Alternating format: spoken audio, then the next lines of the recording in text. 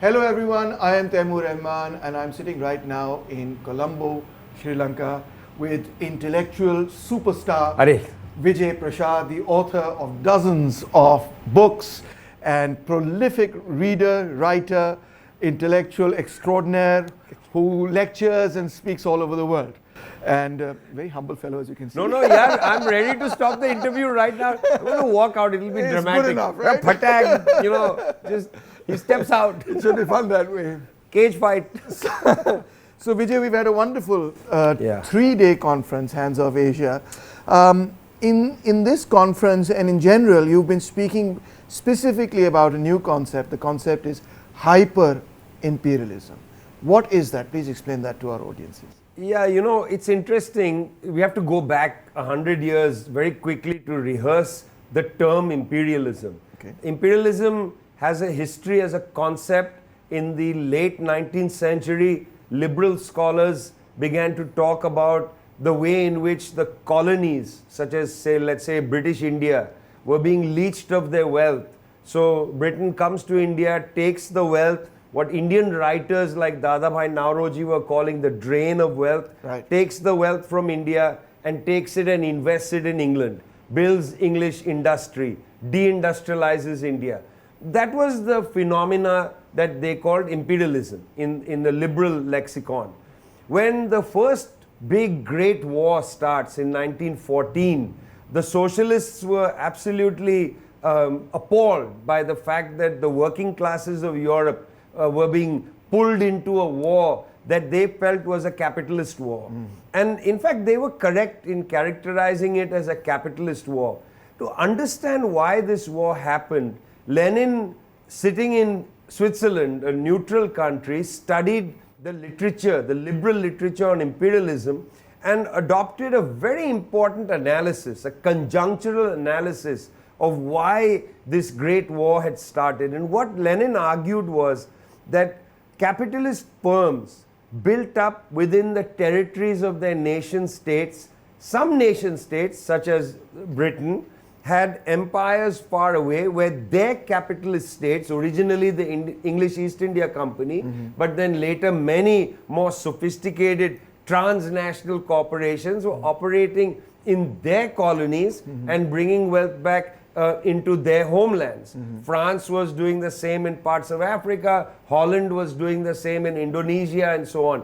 Germany, trying to get into the act, was moving into parts of Africa. The divisions of Africa in 1884 at the Berlin Conference weren't really very stable on the African continent. Different European countries were battling each other. So what Lenin argued was, as capitalist firms exceed their territorial bounds, as they seek new markets, new resources and so on, they enter into an inter-capitalist conflict. That inter-capitalist conflict, say a firm in England and a firm in Germany, brings in their countries and it becomes an inter-imperialist conflict. So they go to war. So very good analysis of why World War I happened. A lot better than saying Archduke Ferdinand was shot in Sarajevo. Yes. Yeah, very good analysis. Sadly, that's how most of history is represented now, but yeah, I mean, when we were in school, that's what we were taught. And then we were told, well, they all started to mobilize, and after a certain point, when the armies mobilize, you might as well take them to war. Always thought, what a strange analysis that is, that I'm starting to get ready for school, school is cancelled, might as well send him to school even because he's ready for school. It struck me as a dumb explanation. Right. Lenin had a good explanation for why World War I, what later is called World War I, happened. Unfortunately, because the pamphlet was called Imperialism, it was seen as if it's a general theory of imperialism. It's not. It's a theory of why the war happened at the time. Over the course of the century, capitalist firms expanded beyond the nation state, and big multinational, transnational corporations started to dominate the globe. These firms, most of them rooted in the North Atlantic world, these firms had an advantage in that their countries had been former colonial or now neo-colonial powers. But in many cases, these companies were much more powerful than nation states. Yes, definitely. So we started to adopt a theory when firms were basically national firms to explain a world where firms were transnational or multinational. I see. And so we needed to, in a way, upgrade Lenin's theory to take his principles, his method of analyzing interstate relations and intercapitalist relations. We needed to understand the world as it is today based on his theory. And what we found was that, in fact, today you don't have very many intercapitalist conflicts. There are multinational corporations like BlackRock, which have a finger in many territories. They manage international relations in a way that's often not seen. That's why even terms like multipolarity don't capture the reality of the present, because multipolarity still assumes that it's interstate relations that needs to be explained. Russia, China, US, etc. Multinational corporations like BlackRock are much more powerful than most states in the world. They have much more wealth at their disposal, and they can call upon militaries to do their work for them. So we need a theory that incorporates both interstate relations and intercapitalist or inter-multinational corporation relations. And when we looked at this carefully, we began to experiment with the term hyper-imperialism, saying it's not just the imperialism of one country taking over another country, whether directly as colonialism or neo-colonialism, but it's how one part of the world, led by the United States, one part of the world with 80% of world military spending annually just by this part of the world, how this part of the world uses its global military might to suppress sovereignty in other parts of the world, so that a conglomerate of multinational corporations, mining companies, etc., can take advantage of the world. That's in essence the theory of hyper-imperialism.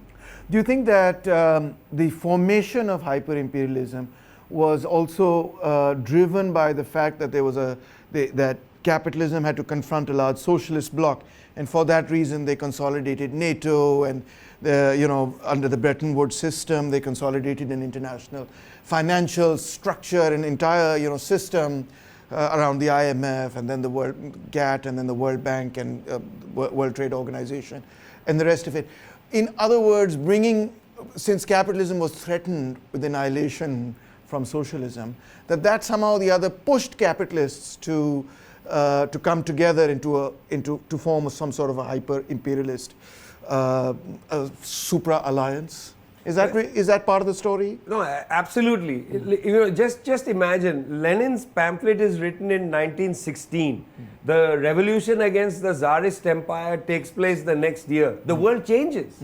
As soon as the Soviet Republic and then USSR is created, all the capitalist states join together, attack the Soviet Union. That attack on the Soviet Union goes, in a sense, from 1919 or 1918 all the way to 1991. It never really ends. It never ends. Yeah, even when there's an alliance against Nazi Germany and fascist Italy and fascist Japan, briefly between 1939 and 1945, the Cold War starts before 1945. United States building up its understanding of how to suppress the Soviet Union and so on. So yes, you're absolutely correct that the institutions that developed after the Second World War, meaning, for instance, what you just mentioned, the Bretton Woods institutions created in New Hampshire in the United States in the 1940s, in the 1944 conference, NATO created in 1949, the North Atlantic Treaty Organization,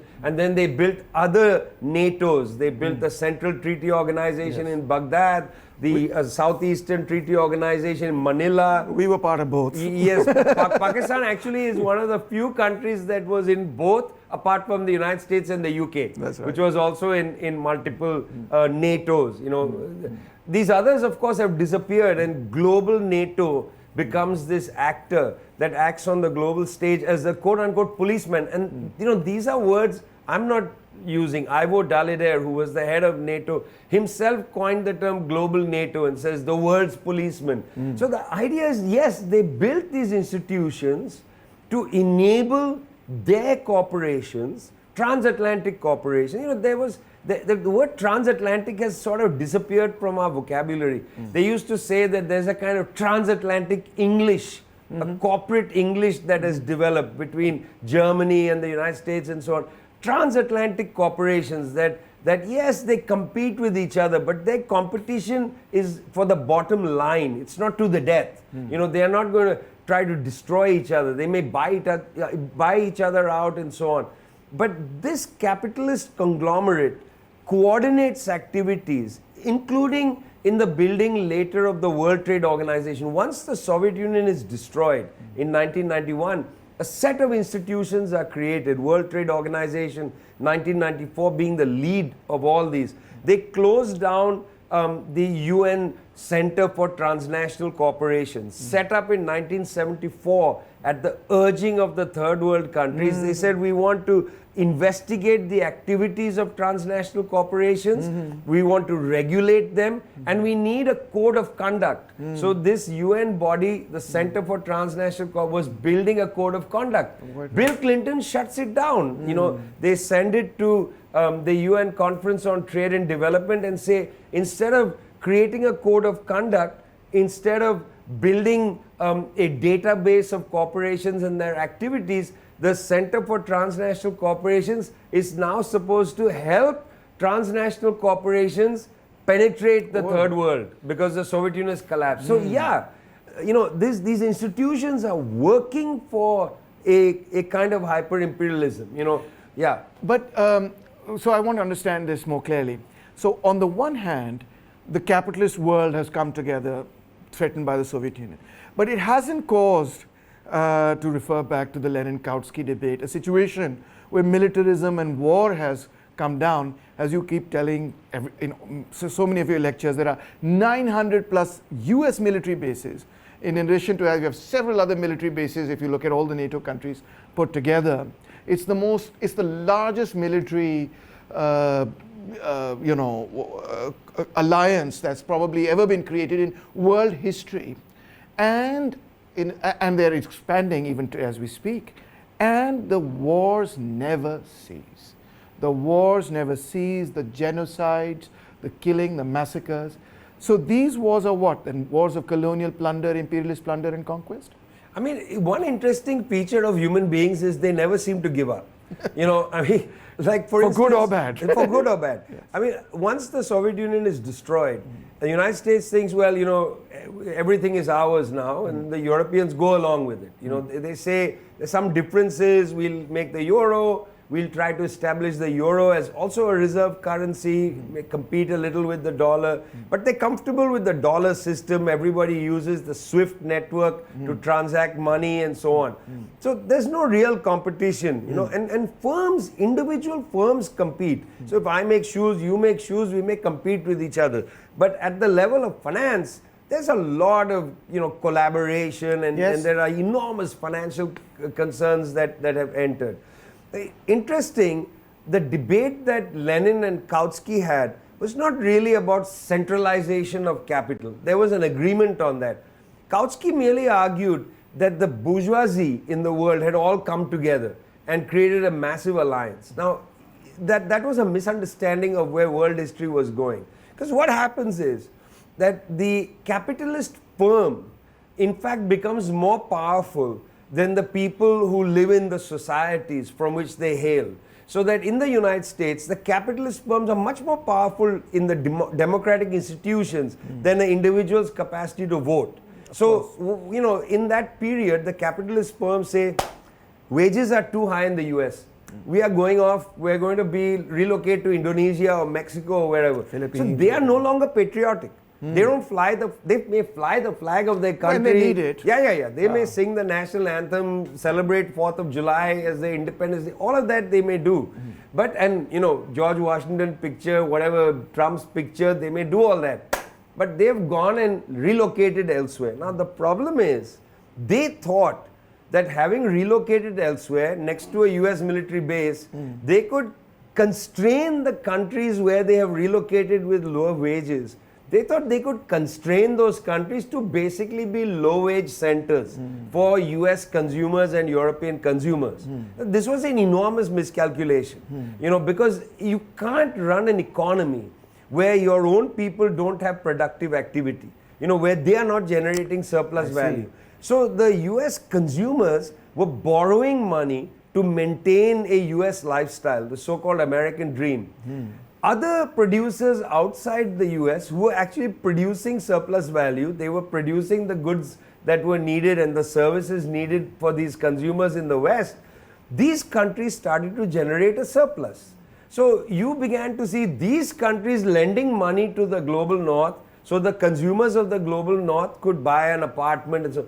When the housing market collapses in 2008... Sorry, you're talking, for instance, like China buying US Treasury bonds in big numbers and so on. Not only buying US Treasury bonds, actually lending money to US banks. So US banks can take live Chinese money and lend it to US consumers. When US consumers say, get China out of our lives, we don't want China. The credit you are getting from your credit card is delivered to your bank through China. China is giving you your credit. Shocking. So if you say get China out, stop taking credit, man. But then how will you maintain a certain lifestyle? Interesting. So what they were doing was borrowing. So the Chinese and the Indians and so on, when the music stopped in 2008, they reevaluated. Okay. And they said, okay, listen, we can't rely on these people to buy all these goods and services we're producing. Our own people are starving.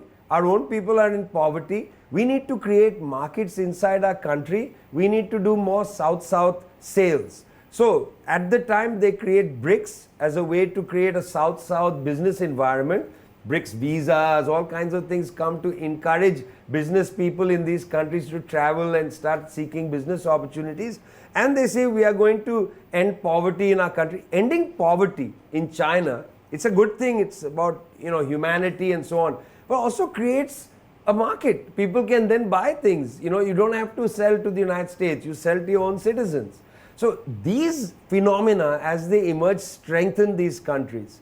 The United States found that it is impossible for the US or even European countries to get their capitalists to reinvest in their countries, to bring the money home, as it were, from tax shelters or from investing in countries where they are making hand over fist profit. Because labor is too expensive?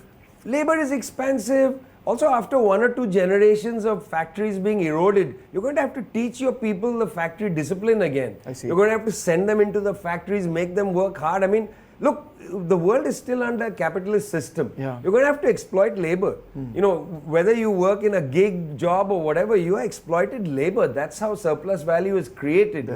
Surplus value is not created with kisses and hugs. It's created through very hard work. Yeah. If you 1 or 2 generations said, I'm going to be a poet, I'm going to be a this, I want to do that, my parents will, take care of me. Who's going to go back and work in a factory? I see. Who's going to work and make chips? A Taiwanese company under duress was sent to the southwest of the United States. Used to be a major destination of factories. That's where the reindustrialization of America happened after World War II. So they built this giant semiconductor manufacturer. After a few years of trying, they said the workers are just not going to work hard enough. Like they do in Taiwan. Now, you can say, well, they are mistreating workers elsewhere. Maybe that's true. But the fact is, if we don't make a moral judgment for a minute, that the US and Germany and so on just are not able to bring the investment in for whatever reason. That's just factually so. They can't bring the investment. And if it's because the labor is not used to working at that intensity any longer, well, then we have a serious long-term problem. So even if you bring the money back in, if you compel capitalists to bring money, you're going to have a long cultural problem of trying to send people to work for long hours in really drudge jobs. So in a sense, what you're saying is that Trump's entire campaign to make America great again by bringing the jobs back is not going to happen. It's not going to be successful, at least because that factory worker culture is gone now in the United States. Yeah, build back better. Firstly, it's a stupid slogan. Build back better. It's hardly inspiring. Yeah, Make America great again. It's hardly inspiring. How are you going to do it? You can't do it by just saying, get the immigrants out. Yeah. I mean, the immigrants are the one who are willing to come and work at very, intense jobs and so Absolutely. on. So get the immigrants out, that's one. Secondly, you have a serious problem of atomization and drug use.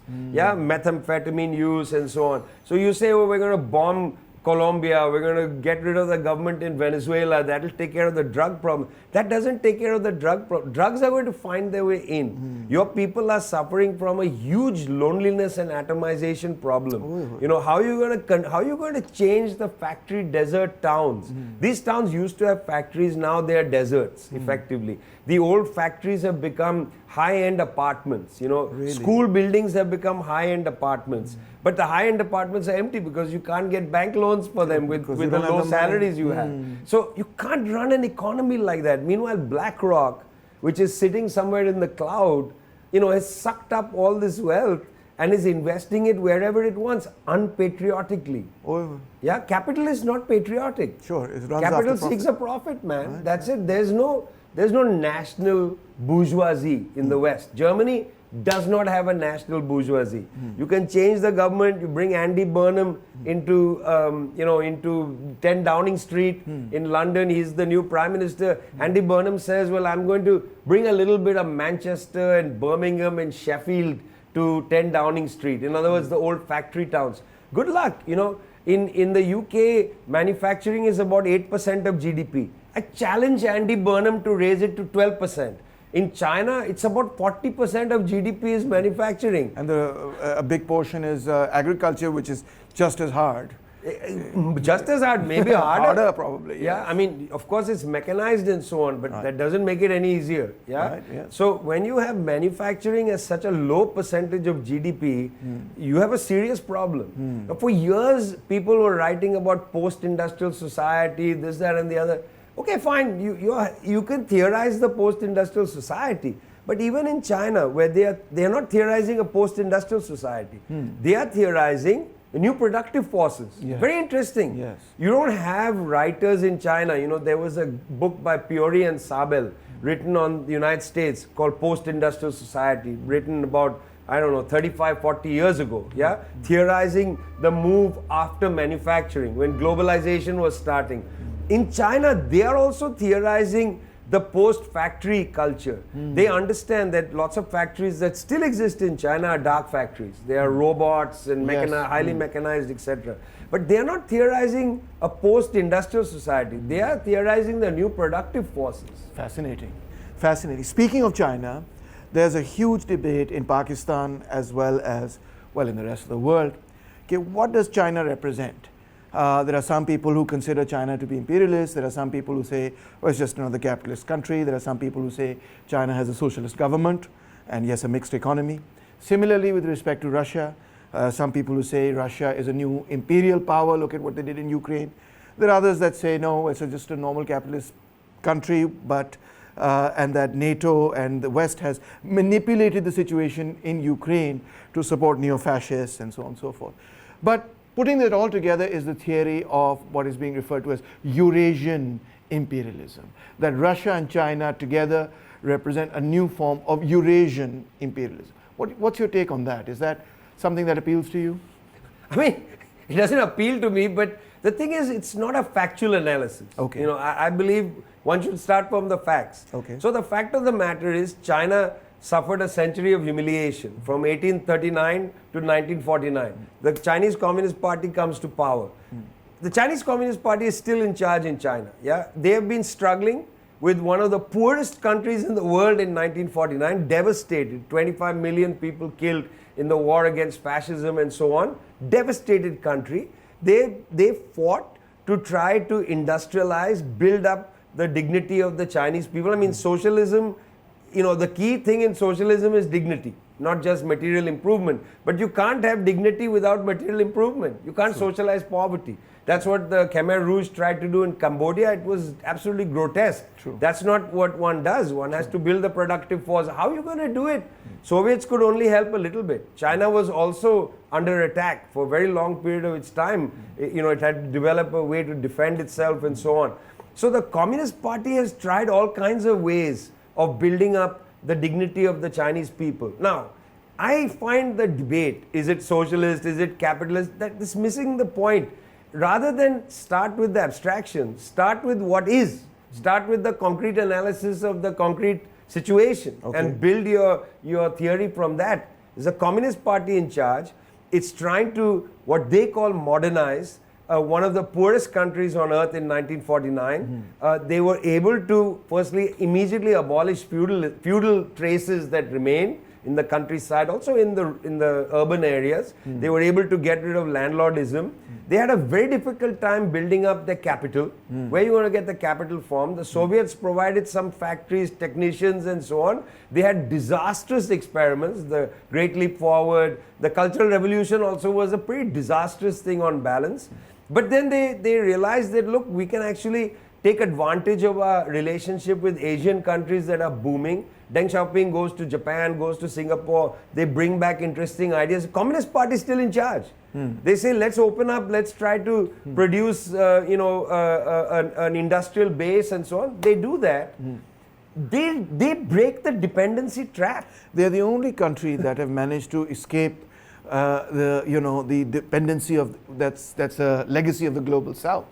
They're the only country that has emerged from that to actually become an industrialized society. Yeah, they break the dependency trap. They build up their capital stock, and then they figure out something quite interesting. See, as I said, when the financial crisis happens, the light bulb goes on.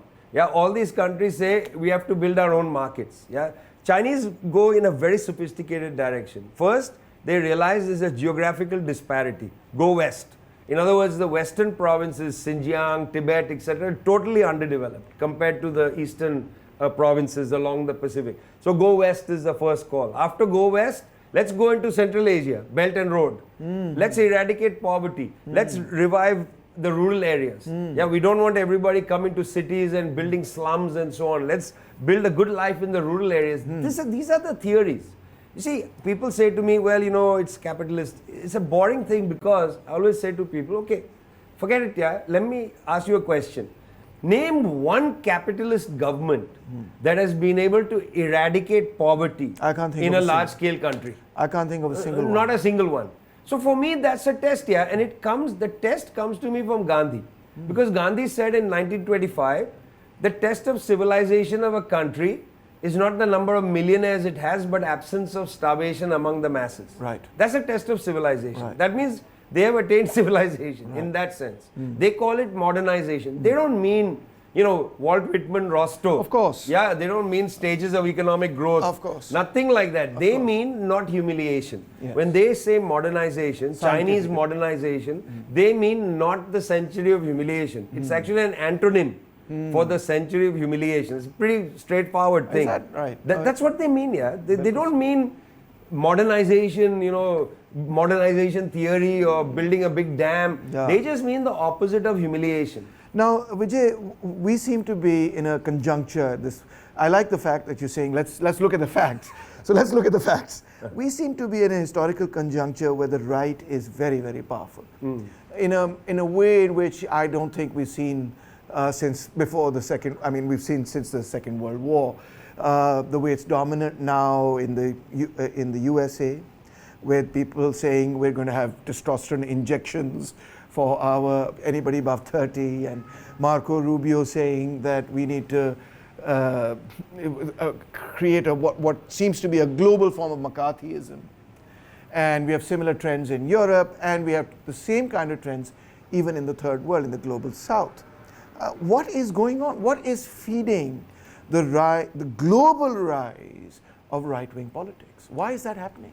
Firstly, it's not our fault. Okay. I mean, we should put that on the table. You can't blame the left for the rise of the right. Some people do. I agree. Some people, they want to blame the left for everything. Let's leave those people aside. No, but they sometimes define the terms of discussion, yeah? So, we are not responsible for the rise of the right. I mean, after the Soviet Union collapses, it's actually liberalism that also collapses. Liberalism and social democracy collapse. So the center collapses to the right. Center disappears even. Oh. Because what they become is something else. They metamorphosize into neoliberals. Suddenly they are saying we have to increase growth rates. We can't give subsidies to the poor. We can't give welfare payments. If you are a person getting a payment, you won't have incentive to work. They basically brutalize 150 years or more of modern welfare theory. Okay, the whole tradition of Fabianism, of French soft socialism, of Bismarckian socialism. Keynesianism. Yeah, Bismarckian socialism, yeah, forget Keynes. Otto von Bismarck was a social welfare advocate. He said there must be, pension funds, this, that. They set that up in Bismarck's time. That's why I say it's a general decline of welfareism. Our national movement, the movement against British colonialism, had a very strong strand of welfareism. Nehru was a Fabian welfarist. Yeah, Jinnah was a welfarist. These people come out of that British Fabian tradition. They were not communists. They were not Marxists. They were not people of the right. For God's sake, they were Fabians. They may have other problems. We can diagnose Nehru and Jinnah another day, okay? They had other problems. We've done that to death. Yeah, we've done that to death. And in fact, they are dead. But the two of them share an understanding that the state's role is to ensure that the least of you is not dying on the street, even though they didn't succeed in doing what they're doing. Fair enough. Yeah, but that's what they believed. By the time the 80s and so on come, look at Pakistan. 1977, Ziaul Haq comes in. People focus on the Islamization policy. People focus on, Zia's own noxious personality, whatever. But the real issue is he liberalizes the economy. He opens everything up. He says foreign investment must come in. Let's break this regulation. Let's cut this. Let's cut that. In India during the emergency, 1975 to 77, exact same period, Inder Gujral, really nice liberal man. His brother is a terrific painter, Satish Gujral. Later, Inder Gujral becomes a very kind-hearted Prime Minister of India in the interregnum in the 90s. 1976, he is a minister in Indira Gandhi's cabinet. He goes into the parliament and he puts forward a slate of laws which passed because it's not a parliament anymore. It was a franking shop. You just frank whatever the PM said. And they put forward a series of measures to liberalize the economy. So when liberalization happens, neoliberalism in South Asia is liberalization. When that happens, this strand of elite liberalism, Fabianism, welfareism, of the right, of the left, whatever, it just disappears. Then these people are turning around and telling the poor, go get a job. You have a poor person standing there saying, sir, give me 1 rupee. They say, take a hike. In an earlier day, you might have a elite person dropping a 1 rupee coin in their thing, like that, or so 50 paisa coin. Now it's like, get away from my car, Get away from my home. Yeah, get away from my home. I'm going to build a whole enclosure. Exactly. We'll build a net above the house. Forget barbed wire. The whole house has a net so that the poor can't come by drones. I mean, there's a paranoia, and that paranoia creates a population of people who feel wretched, angry. They are tinder for the right. We can't organize that section easily because we don't have, our carrying capacity has deteriorated. Labor unions have weakened. The firms have organized labor through precarious contracts and so on. So the reservoirs of the left strength is not there. In that sense, we can't go among this crowd of people. But we have to, at the same time, with our depleted numbers, fight for welfareism. So we are doing the job of elite liberalism and Fabians. We are in that lane now. It's not like we become reformists, Temur. This is very important. No, it's that we are human beings and we cannot allow people in rural areas to starve to death. So we are fighting for cash payments to people in rural areas, subsidies, this, that and the other. We are forced into that position because they have abandoned that lane. And because we can't fight for a kind of revolutionary transformation, we are fighting for survival of humanity. The right appears with really noxious rhetoric, turning people against each other. It's open field to the right. So my feeling is the right appears not because our ranks have diminished as such, but the right appears because liberals and social democrats have abandoned the field in the service of a very, very noxious ideology. So this is fascinating because what you're Yeah. saying is neoliberal created the Tinder, Yeah. the right captured it, and the welfareists, they just gave up on that extremely important lane, that lane which is so important to the everyday lives of people, and that's the lane that the left needs to focus on. You know, it reminds me when I was back in college, it reminds me that most of the left professors kept going on and on and on about the fact that the major fault with the left was its focus on economic issues. If we can just get away from those economic issues, somehow or the other, everything would be fantastic. We need to focus on identity and culture. We need to focus on all sorts of other things, but forget the bread and butter issues.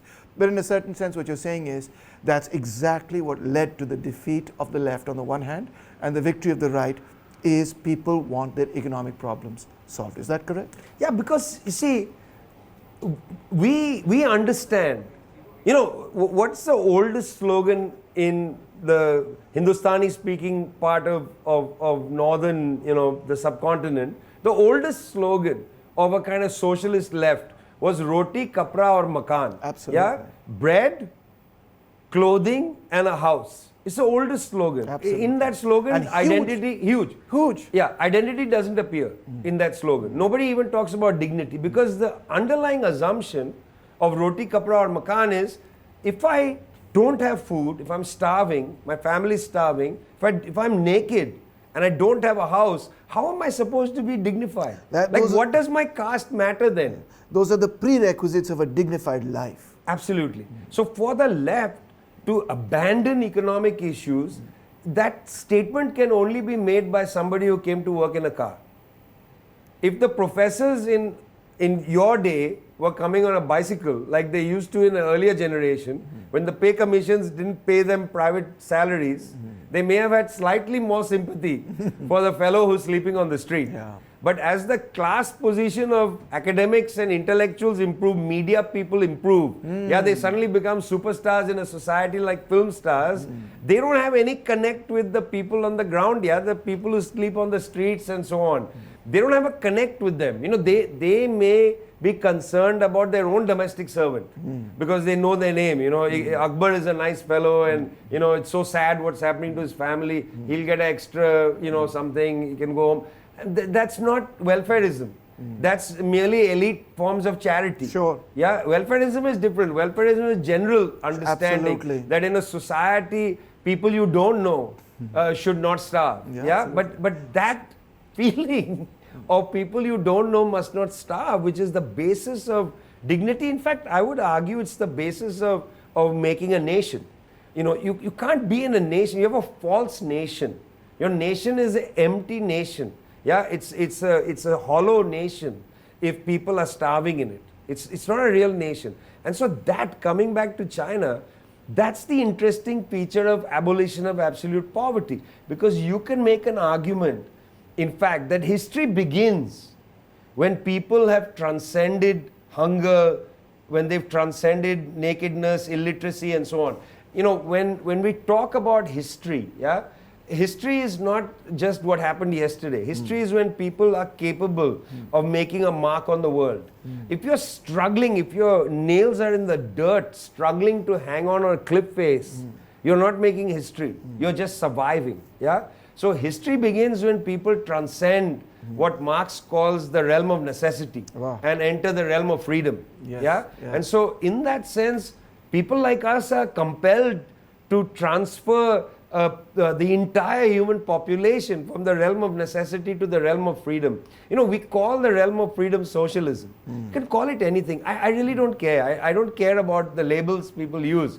The fact is, capitalism is within the realm of necessity in the same way as socialism. That means under capitalist conditions, inequality, poverty, you know, the wealth being taken from people, under capitalist conditions, people struggle to get their necessary means. Absolutely. That's the realm of necessity. They are not able to get water, they can't get food, this, that, and the other. That's the realm of necessity. If you're in the realm of necessity, history has not ended. I'm not saying history has ended in the realm of freedom, but it started there. Because now you have leisure. You know, what do humans want? Humans don't want a good job. You're not You're not a young person saying, hey, I want to get a job. You know, what you want is you want to have an imagination, you want leisure, you want to have time with your friends, your family, you want to have maybe children, you want to go see a cricket match, you want to go listen to some music, you want leisure. What we call leisure. I actually the job is just a means to an end. Yeah, but job is a means to an end. What happens, people get job and they're like, I can't wait to retire. And then they can't retire because paisa hi nahi hai. They don't have any money, they don't have a pension, they die at work. So they are seeking the nirvana of retirement, which is leisure. If we change the word leisure or retirement and call it freedom, it's much better, you know, like you want large part of your day to be free, to go and do politics, to sit in the park, to go fishing, to do whatever you want, you know, be a critic to chat, in the evening. to chat. Yeah, we are chatting, we have potted plants between us. To socialize, to play video games, whatever you want to do. It's freedom. We seek freedom.